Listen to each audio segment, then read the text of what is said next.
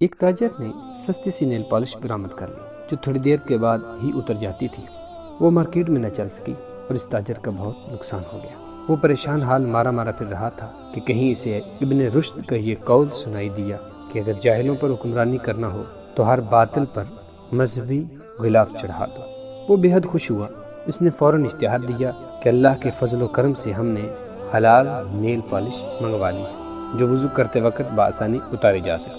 یہ سنتے ہی عورتیں دھڑا دھڑ اس نیل پالش پر ٹوٹ پڑی اور اس تاجر کا کاروبار چمک اٹھا اور اس نے کروڑوں روپے کا منافع کمایا۔ ان پیسوں سے اپنے لیے ایک عظیم الشان محل تعمیر کروایا اور اس کے دروازے پر ایک تختی لگوائی جس پر لکھا تھا ھذا من فضل ربی۔ دوستو، ایسی بہت ساری عمارات اور محل تعمیر کیے جاتے ہیں جو بظاہر رزق حلال سے کمائی ہوئی دولت سے نہیں بنائے جاتے، لیکن افسوس کہ اس محل کے اوپر رب ذوالجلال کے فضل کا بورڈ لگا دیا جاتا ہے۔ اللہ رب العزت ہمیں ہدایت عطا فرمائے، آمین۔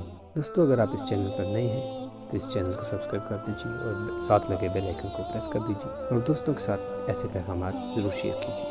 اللہ حافظ۔